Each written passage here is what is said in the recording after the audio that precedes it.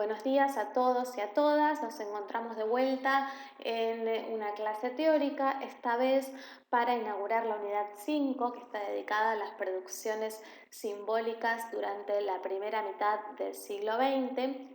Una primera mitad que va a estar marcada por acontecimientos muy importantes que sin duda van a condicionar las formas artísticas que se van a producir en el mundo occidental y que van a transformar la experiencia de ese mundo.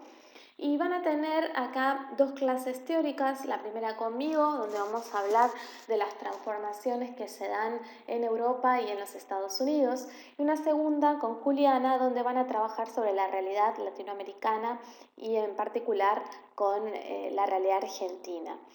En los dos casos vamos a plantear dos ejes problemáticos que van a atravesar las clases.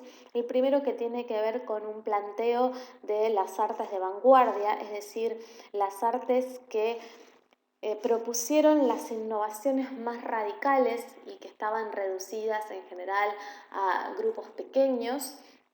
Y una segunda que tiene que ver fundamentalmente con la cultura de masas, esa cultura que estaba destinada a ese gran público que existía en las ciudades y en las grandes metrópolis, va a decir Raymond Williams, y que usufructuó los cambios tecnológicos que se produjeron como resultado de la revolución industrial, una revolución industrial que ya tenemos plenamente consolidada, y que fueron sobre todo el cine y la radio, que van a transformar de una manera muy rotunda los consumos culturales de este mundo occidental y van a ligar la producción simbólica al mercado y al mundo del entretenimiento. Vamos a trabajar en esta clase a partir de 4 bloques que ustedes pueden recorrer de manera sucesiva junto con sus actividades. El primero tiene como eje el concepto de vanguardia y por qué entendemos ese concepto como propio del arte moderno, por qué las vanguardias son arte moderno. Y los 3 siguientes van a estar dedicados a distintas tendencias adentro de las vanguardias, el bloque 2 a las tendencias expresionistas, el bloque 3 a las que hacen su eje de lo irracional, lo inconsciente, y el cuarto bloque a las tendencias racionalistas, y allí vamos a sumar una presentación muy breve de todo lo que es esa cultura de masas en los Estados Unidos. Esta primera mitad del siglo XX es una época llena de conflictos, sumamente intensa en cuanto a los acontecimientos y también llena de contradicciones porque vamos a pasar de este primer gran momento de optimismo y de confianza y fe en el progreso que marca esta Belle Époque, que en realidad se había iniciado hacia fines del siglo XIX, hasta el desencanto con los valores occidentales que va a ser consecuencia de estos procesos tan conflictivos que atravesaron la primera mitad del siglo y que van a culminar con la Segunda Guerra Mundial. Después de la Segunda Guerra Mundial vamos a ver un panorama totalmente modificado, tanto a nivel de la organización del poder a nivel internacional, como de la experiencia cotidiana y de los valores ideológicos que estructuran esa experiencia. Vamos a identificar distintos momentos, si bien nosotras no vamos a hacer hincapié en las diferencias a nivel artístico, sí queremos que tengan en cuenta que esas diferencias existieron y que no es lo mismo el arte que se puede haber producido a principios del siglo antes de la Primera Guerra Mundial que el del periodo de entreguerras, porque han pasado momentos traumáticos para la humanidad.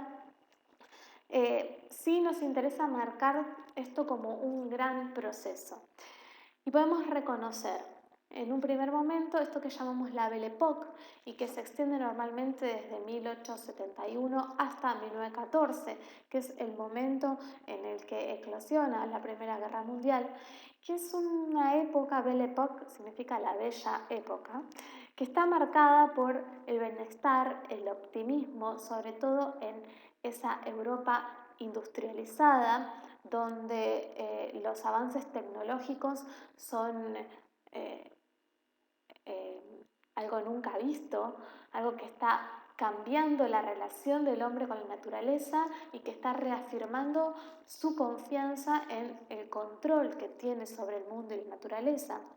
Y es una época también marcada por el imperialismo, es decir, por la colonización de territorios extraeuropeos por parte de las grandes potencias, principalmente Alemania, Francia e Inglaterra. Esto va a generar, por un lado, una distribución desigual del poder en el mundo. Se va a generar una división internacional del trabajo en la cual va a haber países que están destinados a la producción de materias primas y otros países que van a estar destinados a producir productos manufacturados como consecuencia del proceso de industrialización que venían sufriendo desde fines del siglo XVIII. Es decir, que vamos a tener países que van a ocupar posiciones dominantes y otros que van a tener posiciones subordinadas en el mundo, ¿sí? Por eso hicimos una distribución desigual de poder.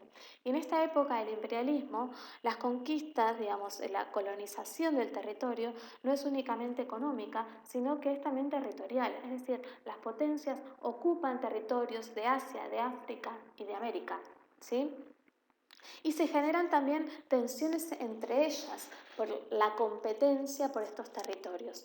Son estas tensiones las que van a culminar en 1914 con el desencadenamiento de la Primera Guerra Mundial. Allí vamos a tener el enfrentamiento de la alianza entre Rusia, Inglaterra y Francia con la de Alemania, el Imperio Austrohúngaro e Italia. Yo cuando les presento estas alianzas, sepan que son móviles y que no permanecieron iguales durante todo el conflicto bélico, ¿no? Y esta primera guerra, donde murieron millones de personas, involucró no solo a estos países, sino también al resto del mundo.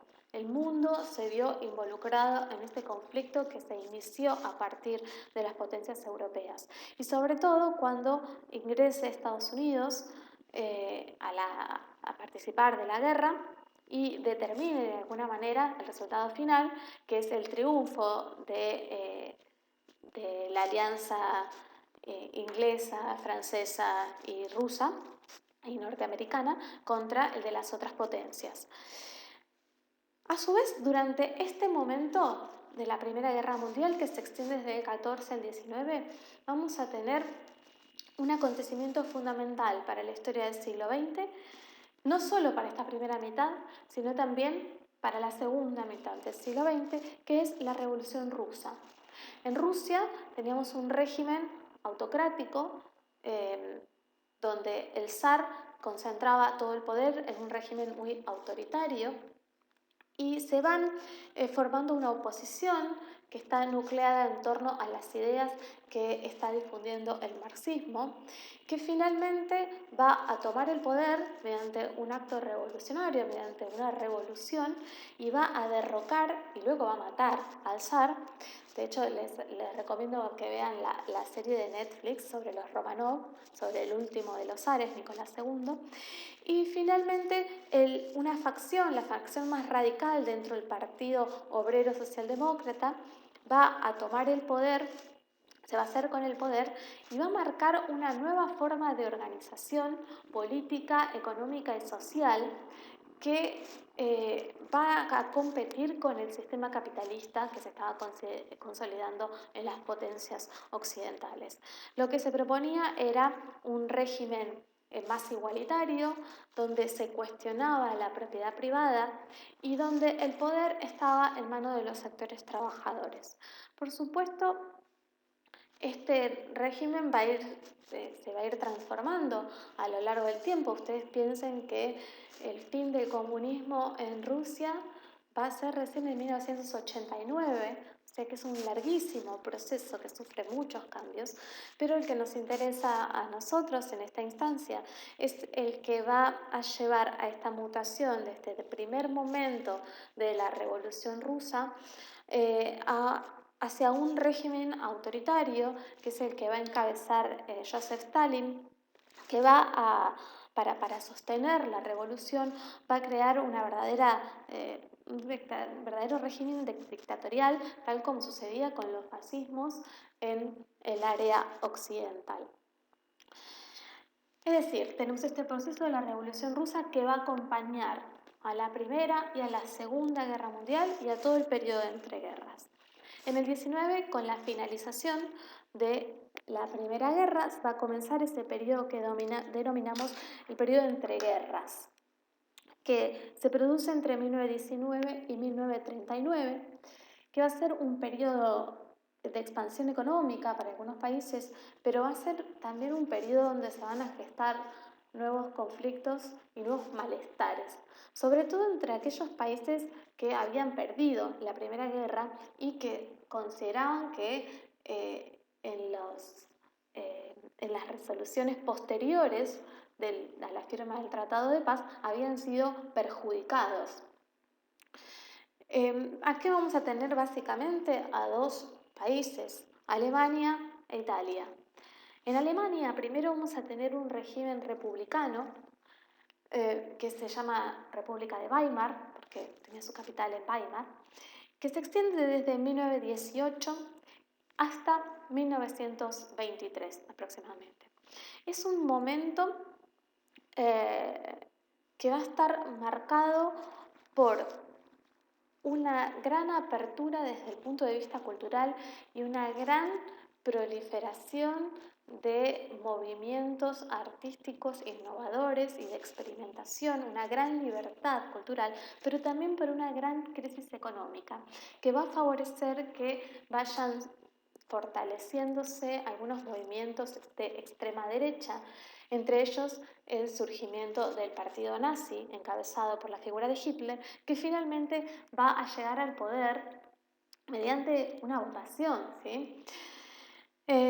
Este partido va a estar caracterizado por la creencia en la pureza aria, en un antimarxismo, un antiliberalismo, un pangermanismo que trata de reivindicar el espacio vital para el desarrollo de la raza aria. Y una vez que Hitler llega al poder, su régimen se vuelve cada vez más autoritario y va a cerrar los sindicatos y las organizaciones políticas y se va a transformar también en un totalitarismo, ¿sí? En el caso de Italia, va a sufrir un proceso similar en cuanto al ascenso de un partido, que es el fascismo, que está encabezado por Mussolini, quien también tiene estas características, ¿sí? Y una vez que llega al poder, anula las organizaciones laborales y las organizaciones políticas y son movimientos fuertemente concentrados en la figura del líder que reivindican la fuerza, que son agresivos a nivel internacional. Este periodo es el que aquí en la línea de tiempo denominamos como ascenso de los totalitarismos. Es la última etapa de la entreguerra, ¿sí? Los años 30, podríamos decir, hasta 1939, que es cuando se desencadena la Segunda Guerra Mundial. Mientras tanto, en América, Estados Unidos había resultado el gran favorecido luego de la Primera Guerra Mundial. Piensen que la guerra no se había realizado en su territorio y durante los años 20 va a implementar un programa de desarrollo económico capitalista inédito que va a llevar a un gran desarrollo industrial, ¿sí? Ese desarrollo industrial lleva a un auge de la producción, se produce mucho, pero el consumo no crece de manera paralela. Eso lleva a que muchos de los productos que se generan en las industrias no pueden ser vendidos. Y esto lleva a la larga a una crisis de sobreproducción que va a culminar en una gran crisis económica, que es lo que se conoce como la Gran Depresión, en 1929-1930, que va a afectar también, cae la bolsa en los Estados Unidos y eso afecta a todo el resto del mundo. Es decir, que tenemos para los años 30 un panorama bastante adverso, donde hay un ascenso de los nacionalismos, hay un enfrentamiento entre los partidos republicanos y los partidos de las izquierdas socialdemócratas y los partidos de derecha extrema que están creciendo. Hay resentimientos internacionales que vienen de las consecuencias de la Primera Guerra Mundial y hay una gran crisis económica, ¿sí? En ese caldo de cultivo se desata primero una guerra localizada, que es la Guerra Civil Española, entre republicanos y fascistas, que está considerada por muchos como el primer episodio de la Segunda Guerra Mundial. Pero en el 39 ya se desencadena un nuevo conflicto bélico internacional que enfrenta a las fuerzas aliadas, nuevamente Rusia, Inglaterra y Francia, aunque Rusia, la Unión Soviética en ese momento, tiene algunas actitudes ambivalentes al principio, contra Alemania e Italia, estos regímenes fascistas apoyados por el régimen de Franco en España. Esta guerra va a ser realmente una guerra total que va a afectar todos los aspectos de la vida en Europa y en el resto del mundo, porque también van a intervenir Japón, por ejemplo, desde el lado del eje aliado con Alemania. Es decir, van a intervenir todos los países del mundo y en 1941 va a intervenir también nuevamente Estados Unidos, volcando a favor de los aliados el resultado de la guerra. ¿Cuáles fueron las principales consecuencias de esta Segunda Guerra Mundial? En realidad fue algo que sacudió profundamente la confianza de Occidente en lo que habían sido sus valores principales, la idea de progreso y la idea de civilización, ¿sí? Esta idea de que el mundo iba siempre hacia algo cada vez mejor queda fuertemente debilitada luego de la gran catástrofe que supuso la guerra, donde se dio la tecnología puesta al servicio de masacrar personas en episodios tales como el del Holocausto, ¿sí? Donde murieron millones de personas. Es decir, hay una mirada crítica hacia la modernidad y hacia las consecuencias de esa modernidad. Este contexto sumamente complejo que les acabo de describir y del cual les aconsejo que lean el apunte de cátedra que hicimos, la manera de resumen para que tengan una guía en este laberinto que es la historia del siglo XX, va a estar acompañado por una proliferación inédita de movimientos artísticos, ¿sí? Y ustedes acá los pueden ver saliendo con estas flechitas. Yo les marqué con blanco los movimientos que se refieren a las artes plásticas y arquitectónicas, pero también les marqué con amarillo los que se refieren a la música y a la danza y con celeste los que se refieren al cine. Todos ellos van a tener características comunes, ¿sí? Sin embargo, van a tener también elementos que los diferencian. Fíjense, por un lado, que hay una sincronicidad en el sentido de que en distintos lugares se dan distintos movimientos al mismo tiempo, lo cual lo hace sumamente complejo. Y agradezcan que antes lo hagamos por movimiento y ahora no lo vamos a dar así. Y por otro lado, se da una renovación permanente de las formas artísticas, ¿sí? Es decir, de alguna manera las artes van tomando el ritmo del mercado y exigen una innovación, una renovación constante, una novedad constante que lleva a esta sucesión de ismos: futurismo, fauvismo, expresionismo, neoplasticismo, surrealismo. Esta gran sucesión de movimientos es lo que va a marcar el arte de las vanguardias de esa primera mitad del siglo. Y esas experimentaciones que primero se hacían en las artes más tradicionales, como la pintura, la escultura o la arquitectura, se van a empezar también a llevar a las artes performáticas y a los nuevos medios, por ejemplo, al cinematógrafo. Y vamos a ver poéticas que tienen elementos en común con las artes tradicionales, también en la imagen de movimiento, ¿sí? Como el cine. Por lo tanto, durante esta unidad vamos a ver algunas películas, vamos a ver algunas formas de danza y algunas formas de teatro y también algunas formas musicales, que creo yo no pueden desprenderse de esta experiencia global que supusieron las vanguardias. Ahora bien, ¿Dónde se origina el término vanguardia y qué significa cuando lo exportamos al ámbito de las artes? El término vanguardia viene del ámbito militar para designar a una parte del ejército que va por delante, que va abriendo camino para el resto.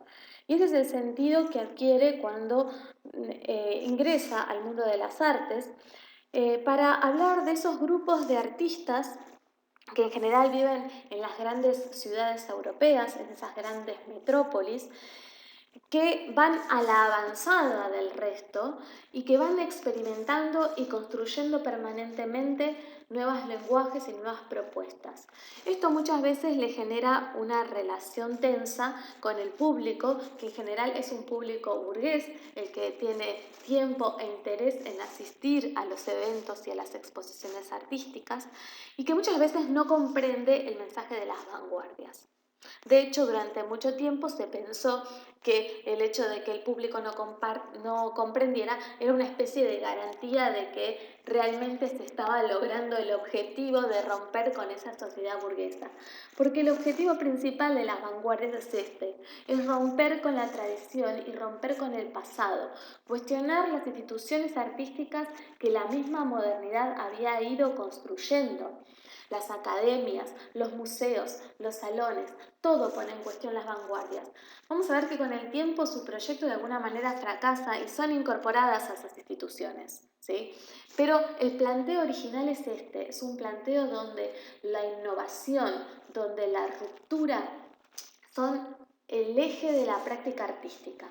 Para Marcelo Nucenovich, que es un historiador del arte cordobés, el término vanguardia posee un origen combativo que marca el aspecto combativo de las artes respecto de lo establecido. No es gratuito entonces para él que provenga del ámbito militar, ¿no? Marca una actitud de los artistas de vanguardia. La vanguardia no reconoce práctica artística sin acción transformadora, así como consagra el carácter decisivo, valiente y anticipatorio del que va más adelante tras la idea de la victoria. Una de sus principales contradicciones a principios del siglo XX es que surgen como un momento triunfal del proyecto cultural moderno, burgués, capitalista, eurocentrista e industrial, y simultáneamente como una crítica al mismo proyecto, ya que la evaluación negativa que hacen del pasado incluye incluso a la propia modernidad. Es decir, lo que está diciendo Nucenovich es que mantiene una relación negativa con el arte moderno del cual ellas mismas forman parte y con la sociedad moderna de la cual forman parte. La mayoría de estos artistas provienen de países centrales, viven en las grandes metrópolis occidentales, que son también metrópolis burguesas y capitalistas e imperialistas, y sin las cuales el proyecto de la modernidad no hubiera existido, ¿no? El mismo arte moderno no hubiera existido porque fue ahí donde se gestó la idea de que el arte era un espacio autónomo con sus propias reglas, que podían hacer y ejercer su libertad en el ámbito de esa autonomía del arte. Entonces, evidentemente las vanguardias son un producto moderno, tienen confianza en el progreso, creen que las artes pueden cambiar la sociedad.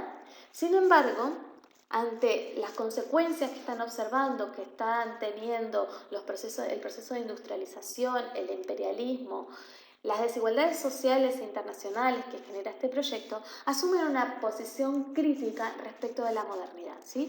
Entonces se sitúan en esa posición tan incómoda que los transforma en arte moderno que critica a la modernidad.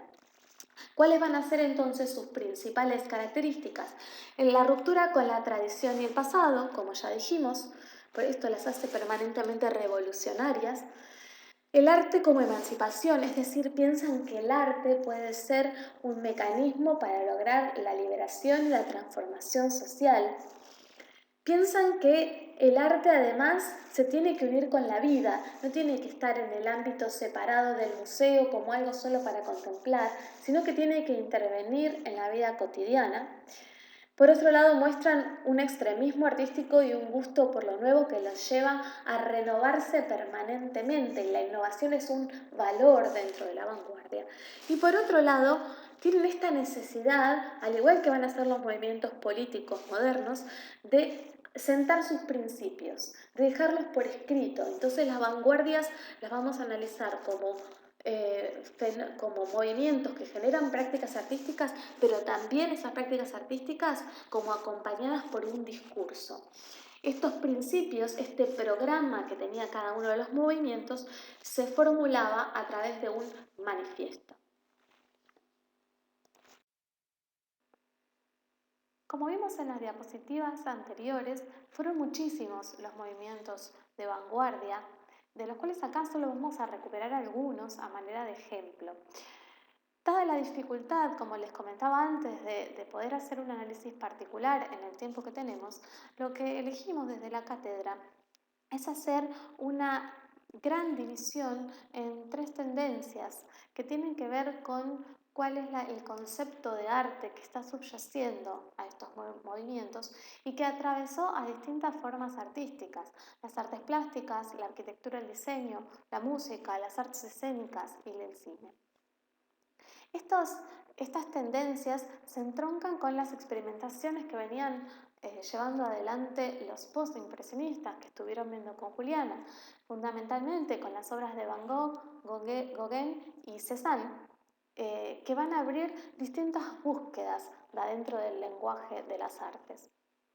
Por un lado vamos a tener las tendencias que podemos identificar como expresionistas. Son aquellas que piensan el arte como una expresión de las emociones. Y hay una diferencia fundamental acá con el impresionismo, y se los aclaro porque es una confusión que se presenta muchas veces, porque el impresionismo lo que hace es tratar de plasmar aquello que percibimos a través de los sentidos, fundamentalmente a través de los ojos, ¿no? En la música a través del oído. En el caso del expresionismo, de los expresionismos, lo que se trata de hacer es sacar hacia afuera las emociones que el sujeto tiene adentro, ¿sí? Por eso es expresionista, es la expresión de los sentimientos, la expresión de las emociones. Y allí vamos a tener un gran desarrollo en dos polos, por un lado en Francia y por el otro en Alemania.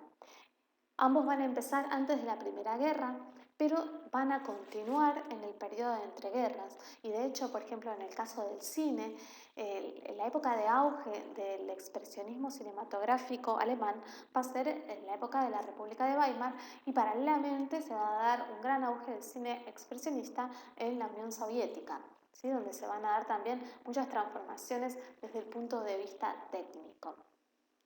Por otro lado, vamos a tener, este arte expresionista se va a relacionar con el planteo de Van Gogh, ¿no? Donde se planteaba ya esta cuestión del arte como expresión de las emociones, como expresión de la interioridad del artista.